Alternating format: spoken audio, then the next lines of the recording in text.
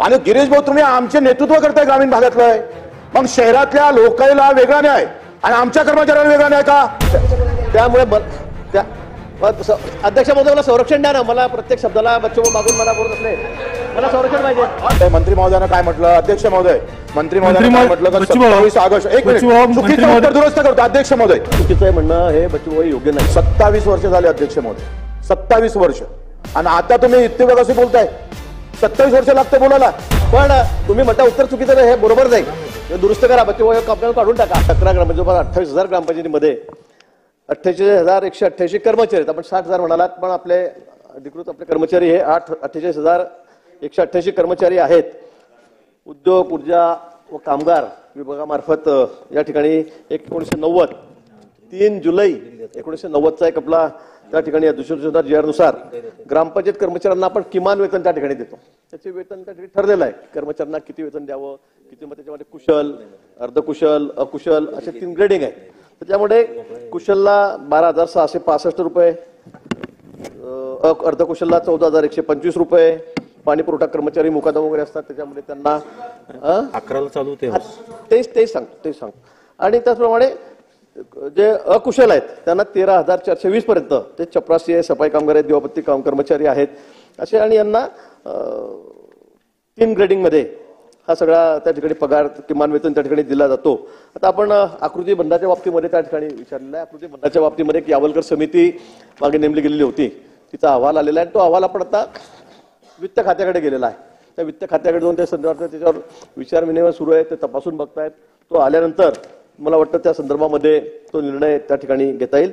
शासनयुक्त कर्मचाऱ्यांना वेतन व भविष्य निर्वाह निधीसाठी आपण जो विषय या ठिकाणी भविष्य निर्वाह निधीचा विचारला, त्यासाठी शासनाची जी देय रक्कम आहे 8.33% ही शासन त्या ठिकाणी भरतो आहे. त्याच्यामध्ये कुठेही आपण थांबलेलो नाहीये. आणि आपण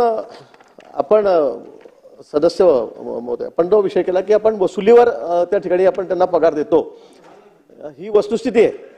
ज्या ग्रामपंचायतीमध्ये 90% कर वसुली त्याला आपण 100% अनुदान म्हणजे कर्मचाऱ्यांना त्या ठिकाणी देत असतो. ज्या ठिकाणी 70 ते 89 पर्यंत त्या ठिकाणी वसुली आहे त्यांना 90% देतो, आणि त्याच्या खाली ज्यांची वसुली आहे त्यांना आपण 50% अनुदान त्या ठिकाणी देतो. ही त्या ठिकाणी वस्तुस्थिती आहे. पण आता अनेक वेळा आपण त्या ठिकाणी बघतो गावांमध्ये वसुलीचं प्रमाण खूप कमी असतं. आपणच सगळे नेते मंडळी निवडणुका आहेत आता करू नका, मग लोकसभेच्या येतात, मग ग्रामपंचायत, मग जिल्हा परिषदेच्या येतात, मग विधानसभेच्या येतात, कधी सोसायटीच्या येतात, मग त्यावेळेला आपण आग्रह करतो यार सध्या राहू दे, आता लोकांना कशा अंगावर सोडतो आमच्या. अनेक ठिकाणी थकबाकी मोठ्या प्रमाणात थांबली. अनेक ग्रामपंचायती अशा आहेत की त्या ठिकाणी दिवाबत्तीला किंवा त्या पाणीपट्टीच्या कर्मचाऱ्याला द्यायला सुद्धा त्या ठिकाणी पगार द्यायला सुद्धा त्या ठिकाणी पैसे नाहीत, दिवे लावायला सुद्धा पैसे नाहीत. ही वस्तुस्थिती आहे. आणि मग अशा ठिकाणी जर वसुली नसेल तर मग यांच्या चुकीचं उत्तर येत आहे. चुकीचं उत्तर येऊ नये म्हणून मी बोलतोय. एक मिनिट बोला.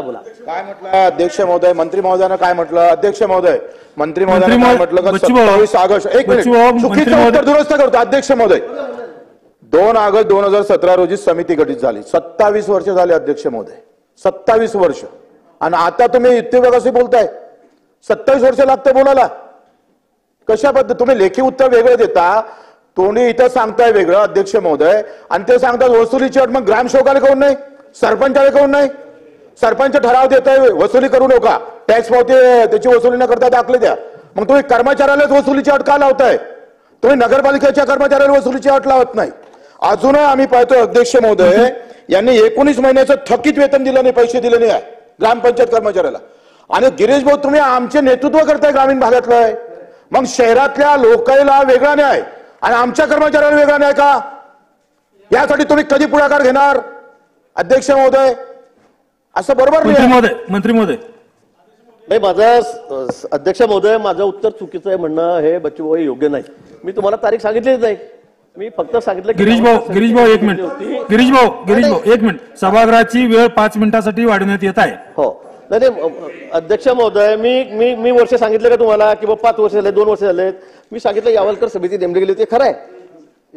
उशीर खूप झालेला आहे. याच्यानंतर अनेक सरकार आली, अनेक सरकार येत राहतील. पण तुम्ही म्हणता उत्तर चुकीचं नाही, हे बरोबर नाही, दुरुस्त करा. बच्चू भाऊ कामकाज काढून टाका. मी फक्त म्हटलं यावलकर समिती नेमलेली होती आणि तिचा जो अहवाल आहे तो वित्त विभागाकडे गेलेला आहे. आणि त्याच्यावर वित्त विभाग हा अभ्यास करतोय, खरं आहे, आणि तपासून बघतोय. तो तपासल्यानंतर आपल्याला याच्यावर निश्चित त्या संदर्भामध्ये विचार करता येईल. पण आपण जे म्हणालात की वसुलीवर त्यांना, खरं आहे, त्यांचा विचार कर्मचाऱ्याचा काय दोष आहे? तुम्ही जे म्हणता सरपंच पण त्याला दोषी आहेत, ग्रामसेवक ग्रामविस्तार अधिकारी तो पण त्याच्यावर दोषी आहे, हे खरं आहे. त्याच्यामुळे निश्चित शासन नक्की नक्की मी तुम्हाला आधीच सांगितलं ना की प्रत्येक वेळेस निवडणुका आल्या की आमचे नेते मंडळी त्या ठिकाणी आमचे नेते मंडळी म्हणते की आता निवडणूक आहे, त्यामुळे अध्यक्ष महोदय मला संरक्षण द्या ना, मला प्रत्येक शब्दाला बच्चू मागून मला बोलत असले, मला संरक्षण पाहिजे. अध्यक्ष महोदय, नानाभाऊ आपण बोला, झाल्या देऊ आपल्याला देतो. नानाभाऊ अध्यक्ष नानाभाऊ बोलते. एक मिनिट. नानाभाऊ सभागृहात ग्रामपंचायत कर्मचाऱ्यांवर चर्चा झाली. गिरीश महाजन यांनी चर्चा करताना काही मुद्दे मांडले होते. एवढ्यात बच्चू कडू उभे राहिले आणि म्हणाले की गिरीश महाजन जे बोलताय ते चुकीचं आहे. ग्रामपंचायत कर्मचाऱ्यांवर अन्याय होतोय, त्यांना त्यांचा थकीत पगार दिला जात नाहीये. यावेळेस गिरीश महाजन उठले आणि ते म्हणाले की बच्चू कडू तुम्ही चुकीचा शब्द पाठीमागे घ्या, मी चुकीचं काहीच बोलत नाहीये, मी जे उत्तर दिलंय ते बरोबर दिलंय. ते बच्चू कडूंना समजवण्याचा प्रयत्न करत होते, पण बच्चू कडूंचा काही समाधान होतच नव्हतं आणि बच्चू कडू यांनी प्रश्नांचा सपाटा गिरीश महाजन यांच्या पाठीमागे लावला. बच्चू कडू आक्रमक होत आहे हे पाहताच गिरीश महाजन यांनी सुरक्षेची मागणी केली. बच्चू कडूंनी ज्या प्रकारे गिरीश महाजनांना थांबवून प्रश्न विचारला त्यावर तुम्हाला काय वाटतं, तुमचं मत काय? कमेंट बॉक्समध्ये लिहायला विसरू नका. व्हिडिओ आवडला असेल तर जास्तीत जास्त शेअर करा आणि आतापर्यंत मराठी जनता आपण आपल्या या चॅनलला सबस्क्राईब जर केलेलं नसेल तर चॅनलला सबस्क्राईब करा.